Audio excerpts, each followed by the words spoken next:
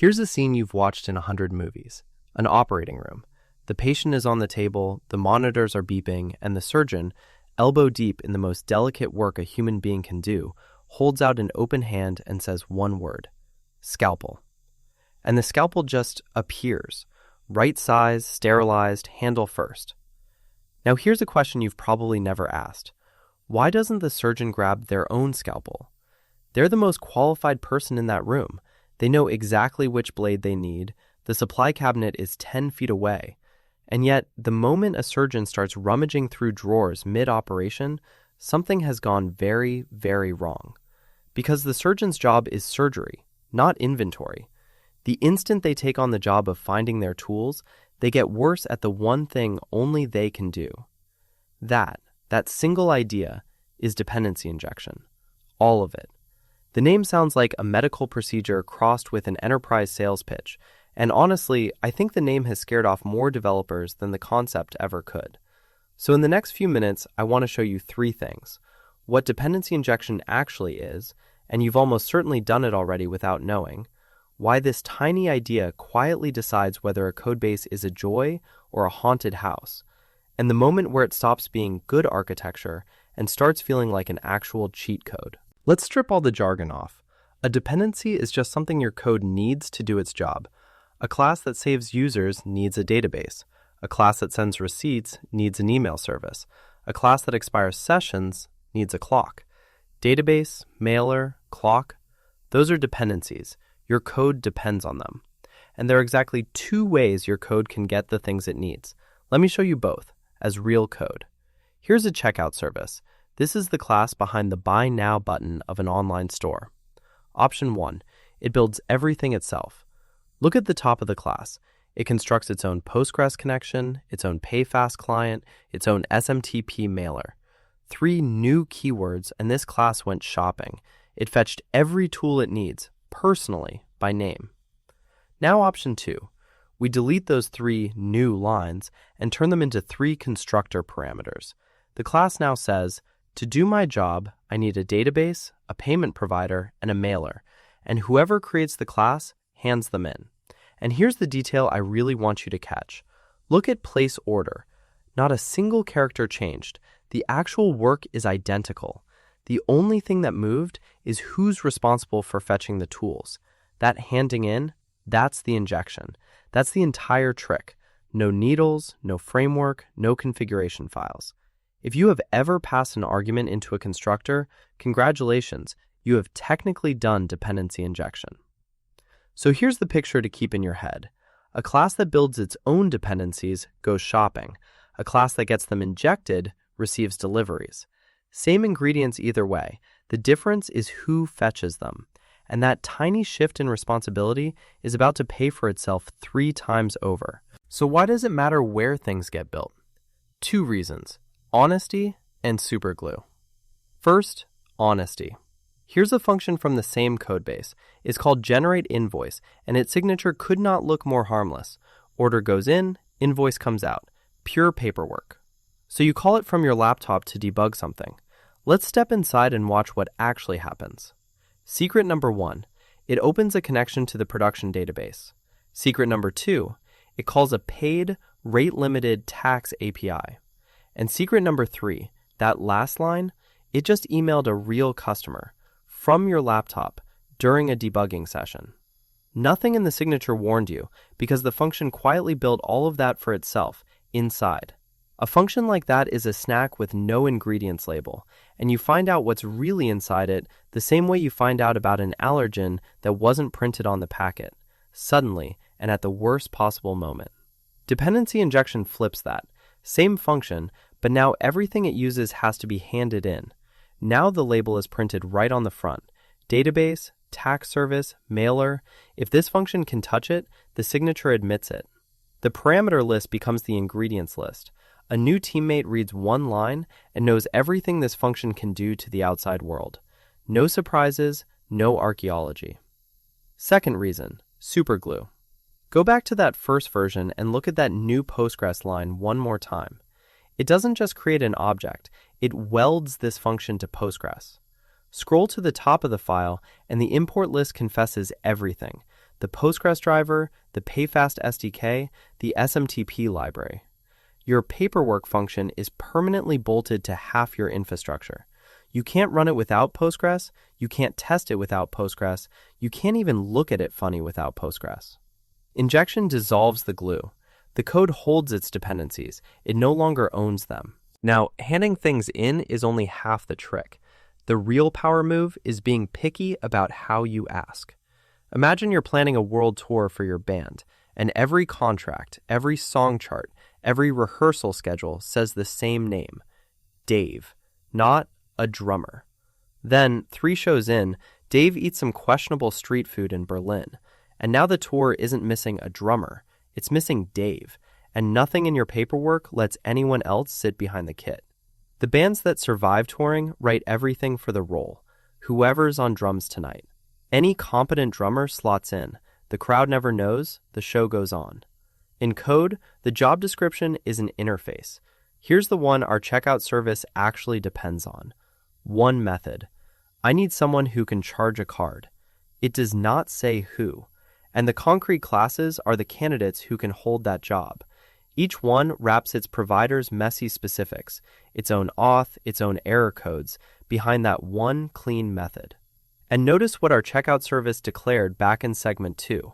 Not PayFast client. It asked for a payment provider, the role, not the person. Dave's name appears nowhere in its file. Here's where that saves you. One day, PayFast raises their fees, and the business says, we're switching to Stripe. If 100 files across your codebase had personally hired PayFast, built it themselves, by name, that migration is months of open-heart surgery. Instead, watch the entire migration. This is the whole diff.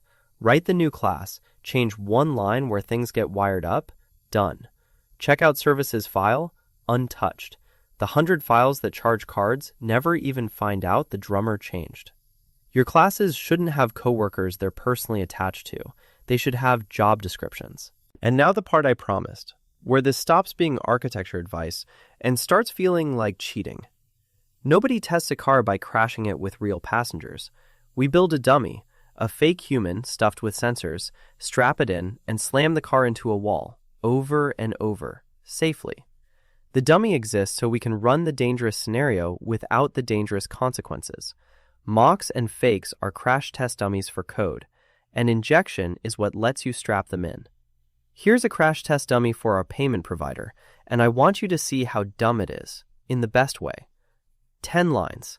No network, no money, no PayFast, no Stripe. But look closer. It's stuffed with sensors, just like the real dummy. That charges received array records every single hit, so after the test we can inspect exactly what our code tried to charge. And that next result field means we can program the crash, tell the dummy in advance whether the payment succeeds or gets declined. Because it implements the payment provider interface, the job description, it slots straight into the real checkout service. Watch a real test. Read that last line. If a card gets declined but we ship the order anyway, that's a company-ending bug, and we just proved it can't happen in 4 milliseconds without a single real dollar moving. That's the real checkout service being tested. Every dangerous thing around it is a dummy. And this trick generalizes to the sneakiest dependency of all, time. Say checkout gives a discount on New Year's Day, and there's a bug right at the midnight boundary. You cannot wait for December. So we make the clock a dependency too, and inject a frozen one. 1 second before midnight, New Year's Eve, on demand at 2 p.m. on a Tuesday, 1,000 times in a row. Swap the real database for an in-memory fake, and your entire test suite runs in seconds. None of this works if the class builds its own dependencies, because then testing it means the real network, real credentials, real consequences. Ask any senior developer. There is an entire genre of horror stories about test suites that emailed actual customers. We watched exactly how that happens in segment 3. So here's the rule worth tattooing somewhere. If you can't test your code without touching the real world, you don't have a testing problem. You have an injection problem. By now you should be raising an objection. If classes aren't allowed to build their own stuff, who builds the stuff? These dependencies can't just appear out of nowhere. Somebody somewhere has to say new. Think about a wedding. From a guest point of view, the whole evening is magic.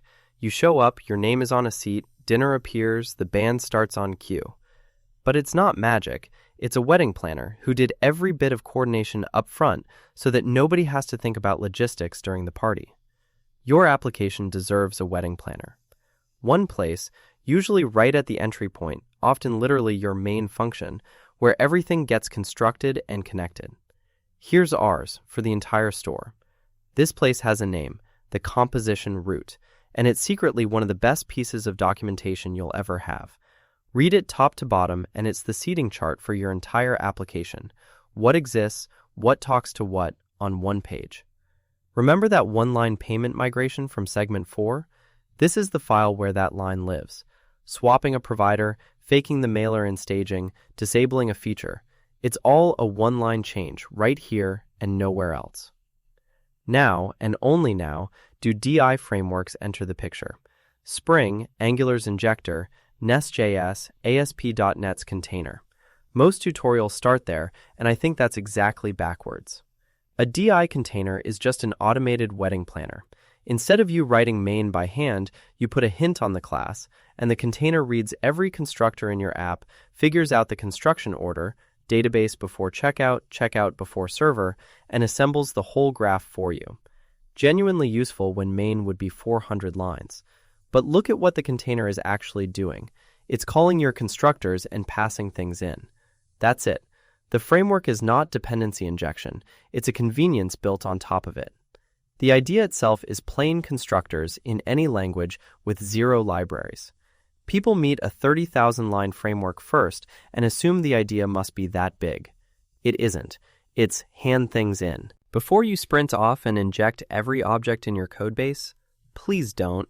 You don't need a nurse to hand the surgeon their own glasses, because overinjection is a real disease, and it looks like this. Somewhere out there, right now, a codebase contains all this machinery: an interface, an implementation, a factory, an interface for the factory, a container registration, 5 files of ceremony, to put 4 letters in front of a number. There is no second implementation coming. Nobody will ever mock this. Following one log statement through this codebase is a guided tour through 6 files. That's not architecture, that's bureaucracy. The honest version? 1 line. Don't inject strings. Don't inject lists. Don't inject a stateless little formatter that touches nothing. Just create those and move on with your life. The things worth injecting share a smell, and you've seen all 3 today. They touch the outside world: the network, the disk, the clock, randomness, our database and mailer. They're genuinely swappable. Pay fast today, Stripe tomorrow. Or they're something you'd want to replace with a crash test dummy in a test. Everything in segment 5. Outside world, swappable or fakeable, inject it. Everything else, just build it. Dependency injection is a tool for the volatile edges of your system. It was never meant to be a religion. So let's land this where we started, back in the operating room. Take one last look at our checkout service. It can't reach the internet. It can't pick a database. It doesn't know Stripe exists. Doesn't know what time it is unless someone hands it a clock. By every everyday instinct, it's helpless. And that's exactly why it's the strongest class in the codebase. We swapped its payment provider with a 1-line diff. We proved its scariest bug impossible without spending $1. We reproduced New Year's Eve on a Tuesday afternoon. The best classes are like that surgeon, world-class at exactly one thing, and gloriously unbothered by where anything comes from. Hand out scalpel, keep working. Self-sufficiency sounds like a virtue. In real life, we admire people who do everything themselves. But in a codebase, self-sufficiency is how you get a class that nobody can test, nobody can change, and nobody can move. The best code you'll ever write is, in the nicest possible way, completely helpless. So, the whole video in one breath: don't build what you can be handed. Ask for roles, not people.